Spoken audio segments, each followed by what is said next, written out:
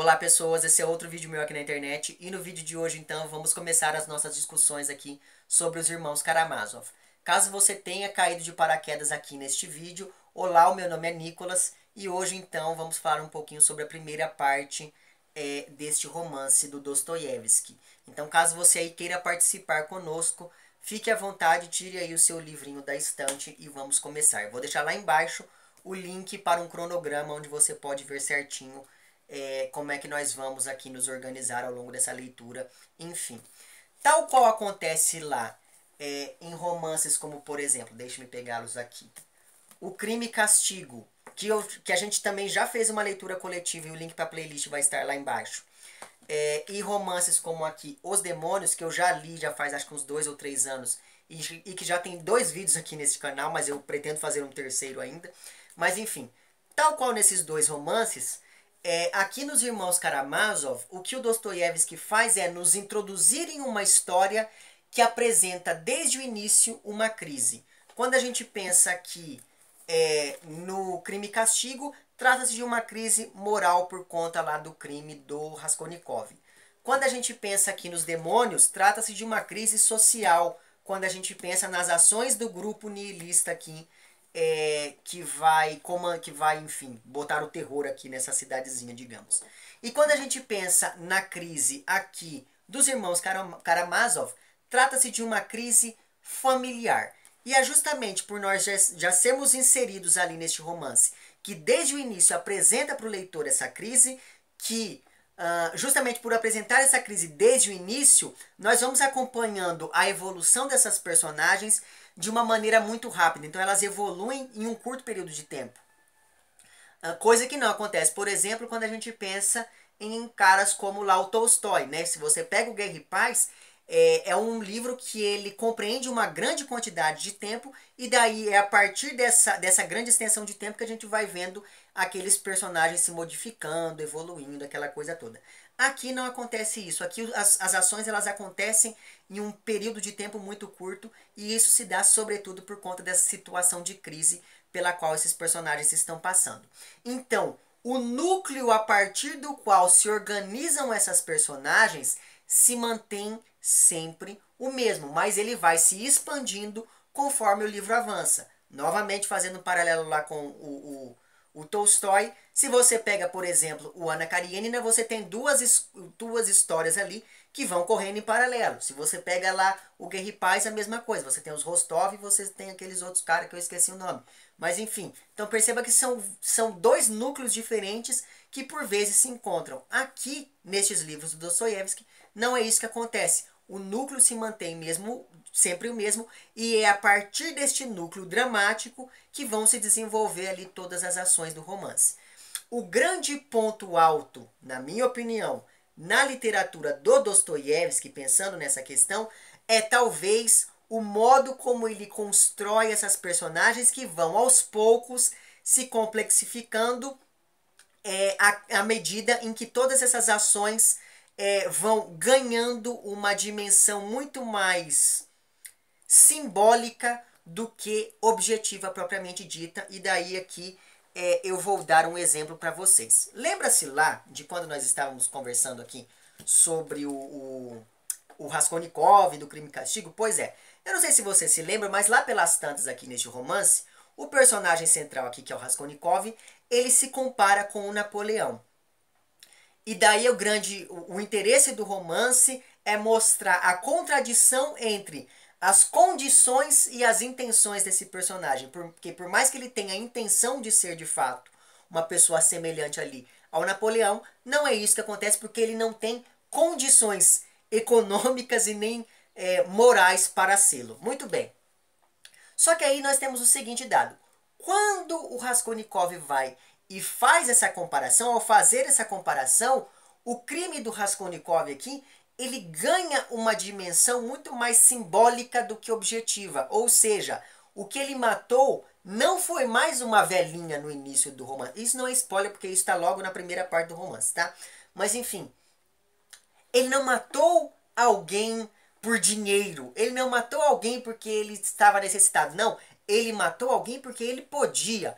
Ele matou uma pessoa inferior, portanto, ele, enquanto uma pessoa superior, estava autorizado moralmente a fazê-lo. Então veja que, ao se comparar a pessoas ali, a figuras como o Napoleão, o crime do Raskolnikov ele ganha uma dimensão muito mais simbólica do que uma dimensão objetiva propriamente dita.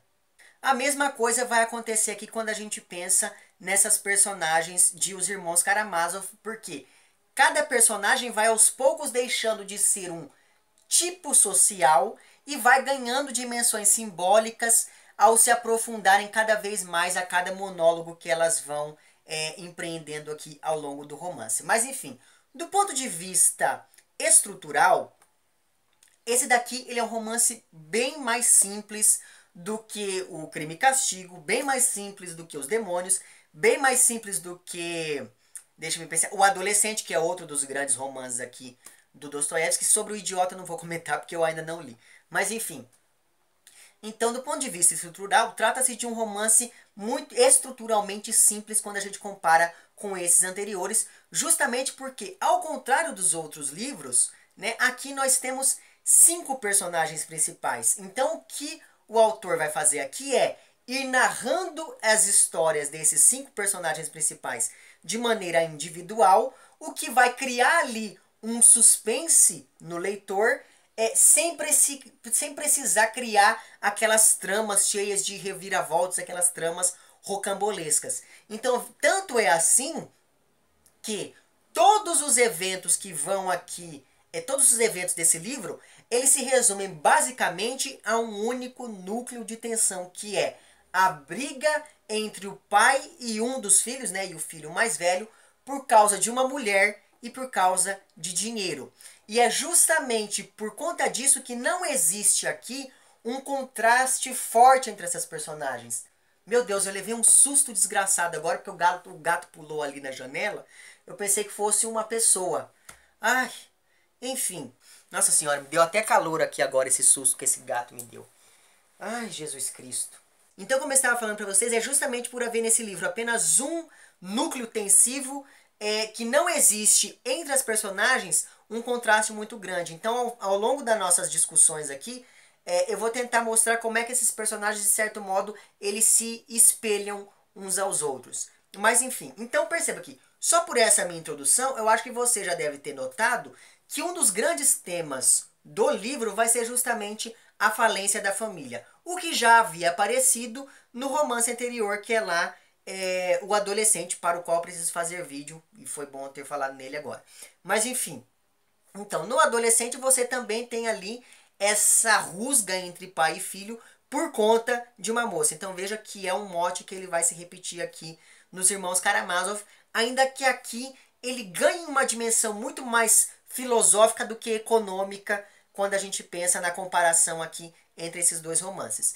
Mas enfim, o fato então é que essa ideia da falência da família para o Dostoiévski era uma consequência direta da perda da moral e da fé cristã, o que também motivou, de certo modo, toda aquela crise moral que a gente vai acompanhar aqui no Raskolnikov do Crime e Castigo, e também em todas aquelas ações do grupo niilista aqui dos demônios, que vai gerar ali uma crise social, como eu falei para vocês no início desse vídeo. Então, aliada ali a toda essa questão da falência da família, que novamente vai se ligar ali a toda aquela ideia da perda da fé cristã e por conta do racionalismo, aquela coisa toda que eu falei lá no começo desse vídeo. Pois bem, aliado a isso está também uma segunda grande temática, que é a temática da morte. E daí a gente vai conversar um pouquinho mais sobre isso à medida em que o romance for avançando, porque vai que você não sabe do que se trata aqui este romance, não é mesmo? Mas enfim. Só que é muito interessante porque a visão que se tem da morte, pelo menos no início do romance, é uma visão, de certo modo, positiva, porque a morte ela é vista como uma força motriz que vai movimentar todas as outras coisas. Tanto é assim que essa visão da morte enquanto força motriz já aparece desde a epígrafe do romance que o Dostoiévski tira lá do Evangelho de João, capítulo 12, versículo 24, em que é dito o seguinte: em verdade vos digo, se o grão de trigo caindo na terra não morrer, fica ele só, mas se morrer, produz muito fruto. Então, vamos guardar essa informação aqui na nossa mente ao longo de toda a leitura, porque uma epígrafe a gente sempre ignora a epígrafe, mas a epígrafe ela é importante porque ela dá ali qual vai ser o direcionamento da narrativa.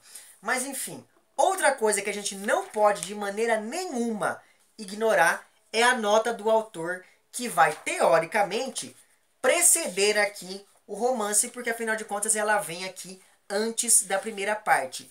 Mas não se trata aqui de um paratexto, ou seja, não se trata aqui de um texto que não faz parte da ficção, mas sim de um elemento que vai tornar ainda mais complexo todo o jogo ficcional estabelecido aqui. Porque o autor aqui que fala nessa nota não é o Dostoiévski, mas sim um dos narradores, porque acredito eu que haja pelo menos 2 narradores aqui ao longo deste romance, e eu vou falar o porquê daqui a pouco.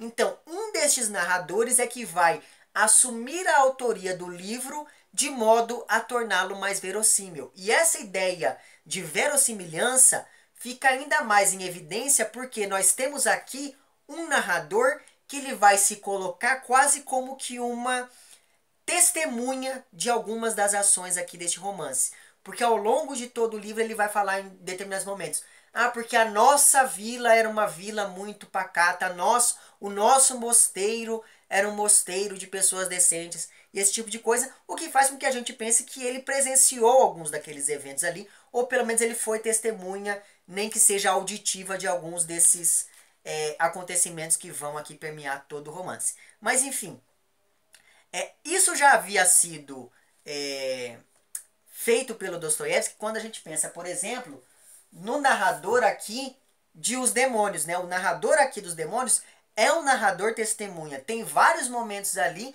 em que está acontecendo uma confusão e ele está olhando para tudo aquilo, ele interage com alguns personagens aqui.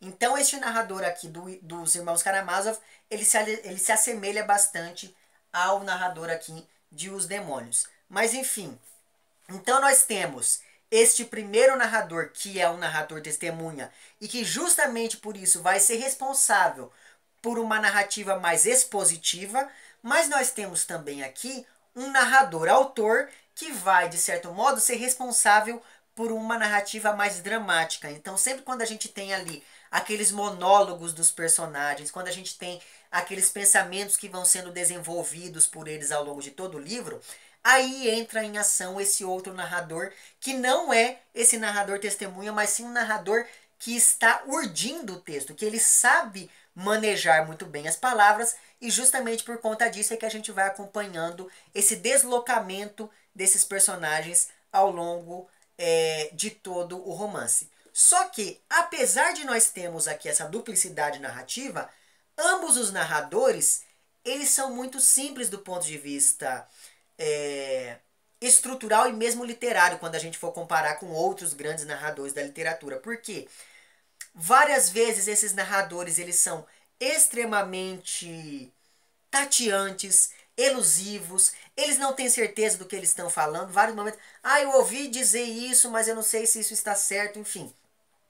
Então esse movimento tateante dos narradores, né, essa falta de certeza que eles têm, acabam fazendo com que eles sejam narradores não tão complexos assim do ponto de vista literário, mas não me parece que isso seja um defeito, mas sim um mérito do romance, porque afinal de contas esse daqui é um romance que ele está pregando uma ideia, ele está falando, olha, essas ideias revolucionárias, elas vão causar isso na sociedade, então tem que ser um narrador que ele vai causar uma certa empatia no leitor. E é justamente por isso que você não pode fazer esse narrador que sabe de todas as coisas, porque afinal de contas isso coloca ele em uma posição muito superior. Mas enfim, outra ideia que vai de certo modo demonstrar ali que este narrador é um narrador simples do ponto de vista literário é a passionalidade que ele tem, porque afinal de contas ele se apega muito a um dos personagens, que é o Alyosha, ou seja, o filho mais novo aqui desses irmãos Karamazov. Nesta nota do autor aqui, você já tem aqui esse movimento tateante do narrador, porque ele sabe que, apesar dele estar chamando ali o Alyosha de um herói, ele sabe que o Alyosha ele não fez nenhum ato heróico para receber esse adjetivo, e mais do que isso, ele sabe muito bem que esse livro aqui, ele teoricamente, ele é um livro que ele não precisa ser lido, porque a história que ele vai contar não é uma história que possa fazer muita diferença aos olhos dos outros, ou pelo menos é isso que ele quer que você pense que ele ache. Porque como eu disse para vocês, ele precisa comprar o leitor, ele precisa convencer o leitor do que ele está falando. Então o que ele faz? Olha, eu sei que o meu personagem não é dos melhores, olha, eu sei que a história que eu vou contar não é das melhores, mas assim, se você quiser ler, leia porque pelo menos passa o seu tempo. Então perceba que é um narrador bem danado esse daqui. Postas todas essas coisas, feitos esses pequenos comentários aqui sobre essa nota do autor, vamos afinal de contas falar então sobre o livro 1 desse romance. Porque esse daqui é um livro que ele se divide em partes que se subdividem em livros que se subdividem em pequenos capítulos. No caso aqui do livro 1, ele vai se compor em grande parte por capítulos curtos dedicados ali a mostrar o passado de cada uma das personagens da família Karamazov. E esse narrador ele vai se deter basicamente e principalmente nas figuras do pai, ou seja, do Fyodor Pavlovich Karamazov, e do filho mais novo, que é lá o Alyosha Fyodorovich Karamazov. O nome dele não é Alyosha, mas eu vou chamá-lo de Alyosha porque eu gosto desse nome. Mas enfim, vamos então falar um pouquinho aqui de cada uma dessas figuras. E a primeira delas, como eu falei para vocês, é a figura ali do pai. O pai é um sujeito totalmente desprezível. O pai é um cara totalmente aproveitador. É uma figura totalmente ladina. Tanto é assim que, aí agora eu vou ter que colar aqui para poder ler um trecho do romance para vocês. Na página 17 dessa minha edição, é dito o seguinte sobre ele. Diz aqui então o narrador comentando sobre este personagem. Este pai então era um tipo estranho, desses encontrados todavia com bastante frequência. Justamente um tipo de homem não só reles e devasso, mas ao mesmo tempo bronco. E daí um pouquinho mais para baixo ele continua dizendo: Fyodor Pavlovich começou quase do nada. Era um fazendeiro insignificante. Vivia a correr atrás de almoços em mesas alheias e empenhava-se a fundo na condição de comensal. Mas ao morrer, deixou uma quantia que beirava os 100.000 rublos em dinheiro sonante. Então veja que nós estamos aqui diante de uma figura que começa pobre e de repente, assim do nada, deixa uma herança de 100.000 rublos para os filhos. Isso porque tudo que esse sujeito conseguiu ao longo da vida ou foi por herança de que ele recebeu de alguém, ou foi por alguma falcatrua, por algum golpe que ele aplicou, coisas do tipo. Só que, ao mesmo tempo em que o Fyodor Pavlovich Karamazov ganhou muita coisa, muito dinheiro ao longo da vida, ele gastava todo esse dinheiro em bebida e em mulheres. Inclusive, o primeiro casamento desse sujeito, que ele se casou 2 vezes, o primeiro casamento desse sujeito foi movido basicamente por interesse. E o segundo casamento acabou terminando de um jeito horrível porque o Fyodor Pavlovich aqui, ele foi praticamente a causa da morte da segunda esposa, que, diga-se de passagem, era muito mais nova do que ele. Então, só que aí nós temos a grande questão desse personagem, que é a seguinte: ao mesmo tempo em que nós temos essa pessoa totalmente desprezível, esse sujeito totalmente ladino, ele não se resume a isso. Ele é uma personagem que, aos poucos, ele vai ganhando uma complexidade maior. Porque ele é um sujeito que vai se demonstrando extremamente culto. Ele é capaz de rir e de chorar ao mesmo tempo quando ele fica sabendo da notícia ali da morte da primeira esposa, que o havia abandonado e fugido com outro sujeito ali. Enfim, ele é uma pessoa capaz de doar 1.000 rublos ali para o mosteiro da cidade a fim de pagar ali, enfim, a missa de 7º dia da esposa ou algo do tipo. Então veja, ele é uma pessoa que ele vive oscilando em um movimento pendular entre 2 polos da moralidade, né? Entre a moralidade total e a imoralidade completa. E é justamente esse movimento oscilante, esse movimento pendular entre esses 2 polos da moralidade que vão aproximar muito bem o Fyodor Pavlovich do seu filho mais velho, fruto lá do primeiro casamento, que se chama Dmitry Fyodorovich Karamazov. O Dmitry, então, ele herdou não apenas essa oscilação, que é uma oscilação moral e mesmo emocional do pai, mas ele também herdou muito ali do gênio forte da mãe, que, segundo dizem as más línguas, mais batia do que apanhava do marido. Mas enfim, aliás, quando a gente pensa na figura do Dmitri, né, desse filho mais velho, quando a gente pensa ali nos três irmãos Karamazov, ele talvez seja o que mais se parece com o pai, tanto por conta dessas oscilações, mas também e principalmente no que diz respeito à vida cheia de farras, com bebidas e com mulheres ali que ele vai levando. Só que, apesar dessa vida, ele é uma pessoa que ele teve ali uma carreira satisfatória, digamos, ainda que bem curta, no exército da Rússia daquele período. E agora ele está no centro da ação da narrativa, justamente porque ele exige que o pai lhe dê a herança que a mãe havia lhe deixado ali em dinheiro. Então ele está ali brigando com o pai por dinheiro e no início do romance, aparentemente essa é a única causa da briga entre esses dois. E nós não ficamos sabendo de mais nada sobre esse personagem até chegar ali no livro 3, que é o momento em que o Dmitri vai conversar ali com o irmão caçula. Só que antes da gente falar do Alyosha, é preciso que a gente fale um pouquinho então do irmão do meio, né, que é o Ivan Fyodorovich Karamazov, primeiro filho do segundo casamento lá do Fyodor Pavlovich.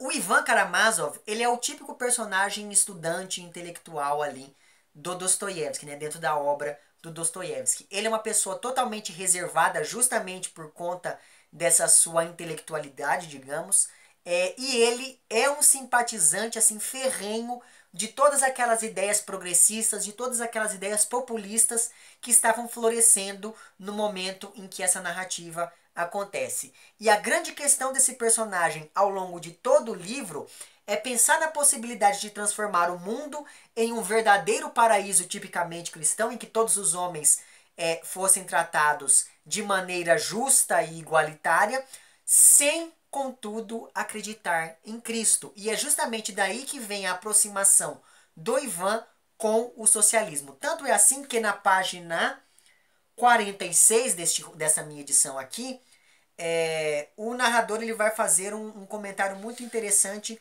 sobre o que seria então o socialismo. E ele diz o seguinte: o socialismo não é apenas uma questão de operários ou do chamado quarto estado, mas é predominantemente a questão do ateísmo, da encarnação atual do ateísmo, a questão da Torre de Babel construída precisamente sem Deus, não para alcançar o céu a partir da terra, mas para fazer o céu descer à terra. Então essa ideia do socialismo, enquanto um movimento que transcende meramente a relação ali trabalhista e que vai para essa dimensão mais filosófica e mais religiosa, é algo que vai ser muito importante para que a gente possa ir entendendo aqui todas as ideias que são expostas, principalmente pelo Ivan, ao longo de todo este romance. Só que ao mesmo tempo em que esse personagem gostaria que houvesse ali essa possibilidade de instaurar esse sistema social ligado ao cristianismo, sem contudo se ligar à fé, o Ivan reconhece que a única coisa que evita que o homem vá à barbárie e sucumba ao egoísmo que lhe é natural é justamente a crença em Deus e na imortalidade. Ou seja, por um lado, você tem o racionalismo que impede esse personagem de acreditar em Deus ou em qualquer coisa que transcenda o meio físico. Só que por outro lado, você tem também esse senso de moralidade que o impossibilita de aceitar as consequências da falta de fé. Então veja que esse embate do Ivan é basicamente o mesmo embate que a gente havia acompanhado lá quando a gente leu o Crime e Castigo, porque no Crime e Castigo você também tem esse embate entre um sistema moral e um sistema intelectual que diz para o Raskolnikov que ele pode matar quem ele quiser, sendo que a moralidade diz exatamente o oposto, e é justamente disso que decorre toda a trama daquele romance. Toda essa ambiguidade desse personagem vai aparecer principalmente no artigo que ele escreve sobre a questão dos tribunais eclesiásticos. Artigo esse que quando a gente pensa nessa ideia dessa ambiguidade, vai agradar tanto ali os partidários da secularização, quanto os partidários do movimento ali que está crescendo dentro das igrejas. Porque a grande questão da Rússia do período era entender e definir qual seria o lugar da igreja dentro da sociedade. A igreja deveria se submeter às leis do Estado, ou é o Estado que deveria ser incorporado pela igreja e passar então a responder às leis de Cristo. Então esse embate ali, que era um embate histórico, vai aparecer nesse artigo do Ivan e vai, de certo modo, demonstrar para a gente todo esse embate psicológico que ele está sofrendo, e que vai ser uma coisa muito importante lá para o final do livro, e daqui a pouco não, no final do livro a gente vai saber o porquê disso, mas enfim. Então, esse embate ele vai mostrar essa tensão entre a racionalidade e a fé. Eu não sei se você percebe, mas o que nós temos aqui é uma série de tensões, como sempre acontece nos livros do Dostoiévski, mas são tensões internas às personagens. Então você tem aqui essa tensão entre racionalidade e fé, quando a gente pensa no Ivan. Você tem aquela tensão entre aqueles polos de moralidade e imoralidade, quando a gente pensa no Dmitri e quando a gente pensa no pai. E por fim nós temos lá o irmão mais novo, que se chama Alyosha Fyodorovich Karamazov. Ele é o filho mais novo, então, do segundo casamento, e aparentemente ele seria o elemento oposto ao Ivan, justamente porque o Alyosha, ao contrário do irmão, ele é uma pessoa extremamente religiosa. Tanto é assim que ele é descrito quase como um santo. Ele é uma pessoa envolta em uma atmosfera ali de pureza e de um sentimento um sentimento muito positivo que ele desperta ali em todas as outras pessoas, faz com que ele seja quase um santo dentro ali do conjunto de personagens do romance. Tanto é assim que ele desde cedo ali, né, desde ali o fim da adolescência, ele decide entrar para o mosteiro da cidade, onde ele vai ali ser acolhido pelo grande padre, né, que toma conta daquela instituição religiosa que se chama Padre Zósima, se não me engano é esse o nome dele, mas enfim. E esse Padre Zósima, ele é tido por muitos como um verdadeiro milagreiro, só que agora ele está ali à beira da morte, e isso também vai ser uma coisa muito importante mais para frente no livro. Mas enfim, e outra coisa importante sobre o Alyosha é que o que o levou ao mosteiro foi um sentimento de amor à humanidade. Não só à humanidade, mas também um senso de justiça, um amor à justiça que ele vai nutrindo ao longo de toda a sua vida, de modo que, da mesma forma como ele se aproximou da igreja, em vários momentos aqui é insinuado que ele poderia muito bem ter se aproximado de um socialismo ateu que estava florescendo naquele período da Rússia. Então veja que todas aquelas contradições que a gente vai acompanhando, todas aquelas tensões que a gente vai acompanhando nos outros personagens, aparece também quando a gente pensa no Alyosha. A grande questão que vai movimentar toda a narrativa a partir da apresentação desses 4 personagens não vai ser, então, a união deles por conta dos laços sanguíneos, mas sim o fato de que eles vão se encontrar para tentar resolver as constantes brigas que acontecem entre o filho mais velho, ou seja, o Dmitri, e o pai, ou seja, lá, o Fyodor Pavlovich. Então, conhecendo a natureza explosiva desse filho mais velho, o Fyodor, ele acaba decidindo e sugerindo que o melhor para todos é que essa reunião aconteça justamente dentro do mosteiro e mais precisamente na presença do tal do Padre Zósima ali, porque ele acredita que a presença de uma autoridade religiosa vai de algum modo refrear todo o temperamento explosivo do filho mais velho. E é justamente nesse ponto do romance que se encerra o primeiro livro, e se inicia o segundo.